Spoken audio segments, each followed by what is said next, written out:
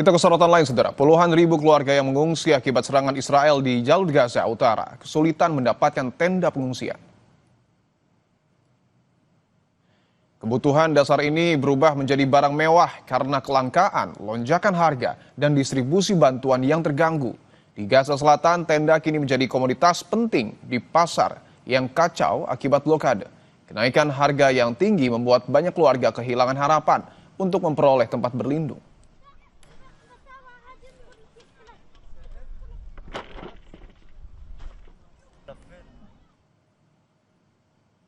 Sementara itu, mantan Perdana Menteri Inggris Tony Blair ikut berdiskusi tentang kepemimpinan otoritas transisi pasca perang di Gaza, Palestina. Proposal yang berisi tentang pemerintahan sementara di Gaza itu disebut mendapat dukungan Amerika Serikat.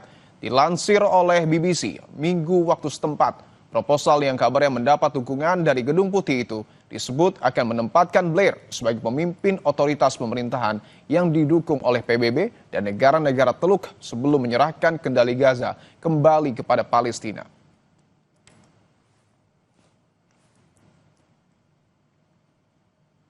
Sementara itu, usai pulang dari sidang umum PBB, Presiden Prabowo menyatakan pesan yang disampaikan saat pidato di sidang umum PBB dapat respon positif dari banyak kepala negara. Prabowo berharap tercapai terobosan solusi konflik di Gaza. Sebelumnya dalam pidatonya di sidang umum PBB, Prabowo menegaskan dukungan two-state solution atau solusi dua negara untuk menyelesaikan konflik Palestina dan Israel.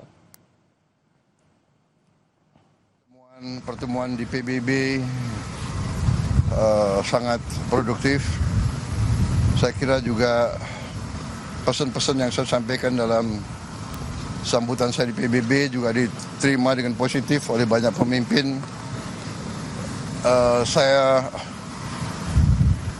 penuh harapan mungkin kali ini bisa tercapai terobosan, ya, khususnya di persoalan Palestina, Gaza. Lalu apa yang bisa dilakukan pemimpin negara-negara pendukung kemerdekaan Palestina untuk menekan Israel? Siapa yang akan memainkan peran kunci untuk mendorong Israel mengakui kemerdekaan Palestina? Kita bahas bersama pakar hubungan internasional sekaligus pendiri Lembaga Penelitian Independent Synergy Policies, Mbak Dina Prapto Raharja. Mbak Dina, selamat petang. Selamat petang. Mbak Dina, dari sidang umum PBB kemarin secara de facto sudah begitu banyak negara yang kemudian mengakui Palestina meskipun Amerika Serikat masih menolak. Lalu realisasi konkret apa yang kemudian harus dilakukan, Mbak Dina? Pertama tentu Israel sendiri ya harus firm, harus tegas memang menerima ada peranan dari negara-negara eksternal untuk status Palestina di wilayah mereka, di wilayah itu. Jadi kalau sebelumnya Israel mengambil peran main hakim sendiri gitu ya untuk mendapatkan apa yang dia mau, sekarang jelas negara-negara dunia menginginkan peranan yang lebih besar buat negara lain menentukan nasib Palestina. Bagaimana kemudian untuk mewujudkan hal itu, Mbak Dina? Karena kita tahu bahwa nampaknya juga Israel sampai dengan saat ini masih dalam tanda kutip keras kepala untuk kemudian tidak mengakui Palestina. Betul. Dan mengambil alih wilayah yang sudah diduduki oleh Israel itu tentu bukan pekerjaan yang mudah. Kalau dilihat dari perkembangan berita di Israel, kelompok garis kanan yang notabene tentu saja adalah pendukung dari Perdana Menteri Netanyahu itu masih fix ya, masih tetap ingin mengambil alih wilayah Gaza sekaligus juga wilayah tepi barat itu mereka ingin juga diambil full begitu.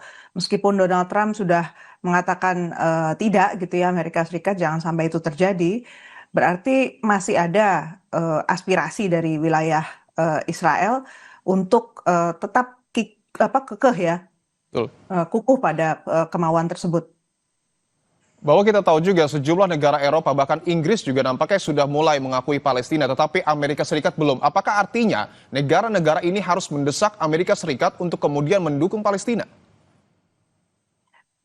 Memang harus begitu, cuman masalahnya semudah itu atau tidak. Jadi kalau kita mau zoom out sedikit apa yang terjadi di tingkat global sekarang, masalah yang dibuat atau bahkan diciptakan oleh Amerika Serikat sendiri di tingkat global itu macam-macam. Jadi saya kira yang ada di kepalanya Presiden Amerika Serikat sekarang bukan melulu hanya masalah Timur Tengah Oke. atau Israel Palestina, tapi dia punya ada agenda Cina, ada agenda Rusia, ada agenda Uni Eropa, dan semuanya itu belum ada yang dealnya fix. Ada Korea, jadi saya melihat ini sangat tergantung juga Amerika Serikat itu sebenarnya mau memainkan kartu apa, dan jelas Donald Trump pasti mencari deal yang menguntungkan Amerika Serikat terutama. Berbicara soal politik dunia, ini juga yang menarik adalah bahwa yang terbaru, Tony Blair disiapkan untuk memimpin pemerintahan sementara di Gaza. Apa yang kemudian Anda baca dari rencana ini, Mbak Dina? Kalau saya lihat ini belum fix ya. Jadi ini salah satu inisiatif saja dari pihak Barat. Saya juga belum melihat secara tetap bahwa Amerika Serikat sudah pasti di belakang agenda ini. Oke. Kalau dilihat dari setting yang ada pun, ini berarti alternatif yang ditawarkan oleh dunia Barat dan beda dengan yang waktu itu diusulkan oleh negara-negara Timur Tengah sendiri. Berarti kan ada ambil alih gitu ya inisiatif. Sebenarnya negara-negara tetangga di Timur Tengah di bulan Maret 2025 itu sudah punya rencana proses rekonstruksi di Gaza itu jelas harus melibatkan orang-orang Palestina, Palestinian Authority, dan juga Hamas, dan juga masyarakat sekitar sana, jadi negara-negara Timur Tengah. Tetapi kalau dalam rencana Tony Blair ini justru sebaliknya kan, Palestinian Authority, Hamas sudah pasti nggak ada, setidaknya secara temporer, dan Hamas akan dilucuti persenjataannya. Karena Jadi, ya, silakan ya, Mbak Dina. jadi artinya ini ada dua model yang berbeda, masih competing, plus lagi Amerika Serikat setahu saya juga belum mundur juga ya dari agenda rencana pertamanya dia 21 point plan itu untuk menciptakan proses perdamaian tapi versinya Amerika Serikat.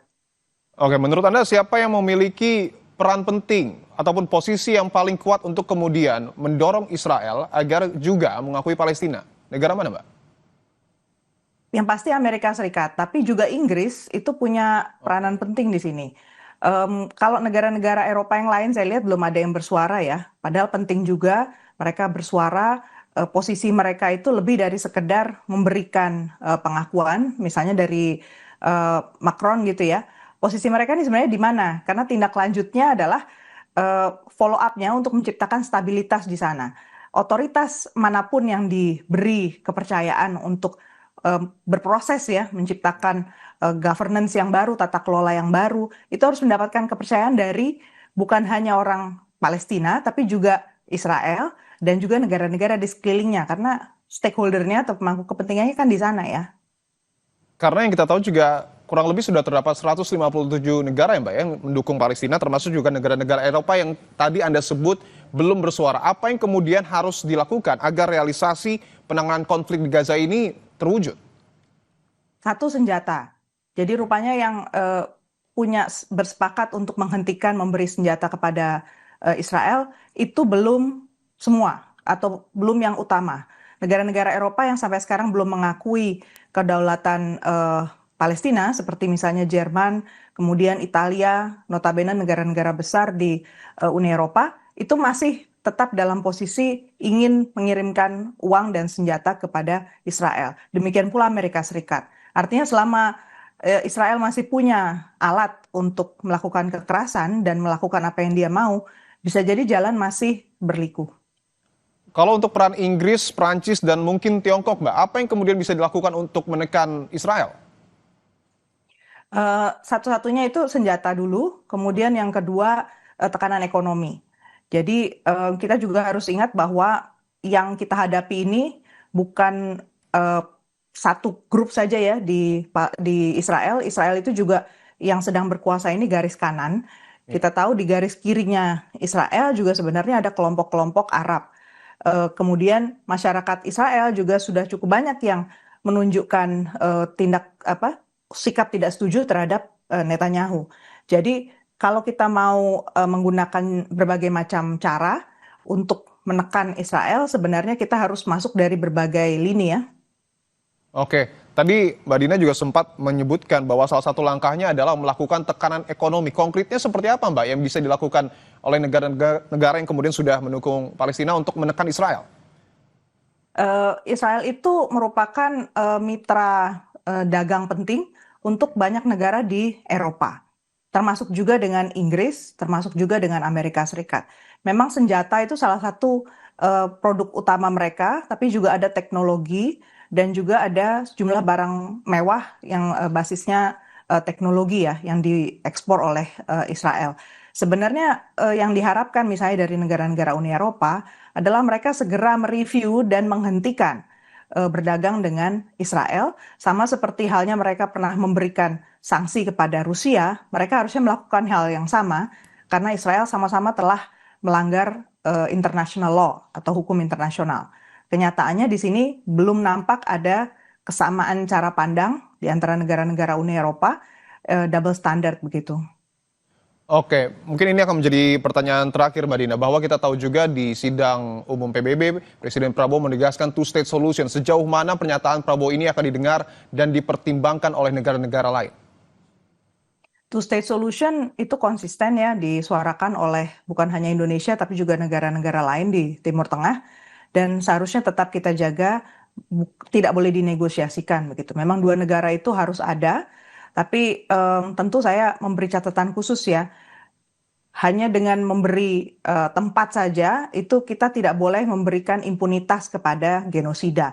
Jadi yang jadi catatan saya besar-besar di situ adalah kita nggak boleh memberi excuse untuk menjaga kedaulatan Israel karena Israel adalah pelanggar kedaulatan buat negara lain. Oke, itu yang kemudian harus digarisbawahi oleh pemerintah kita. Terima kasih Mbak Dina Prapto Raharja telah bergabung di Kompas Petang. Terima kasih. Saudara, permintaan maaf pemerintah atas keracunan masif pada program makan bergizi gratis harus dibarengi evaluasi dan transparansi termasuk Badan Gizi Nasional. Selengkapnya di catatan Kompas TV sesaat lagi.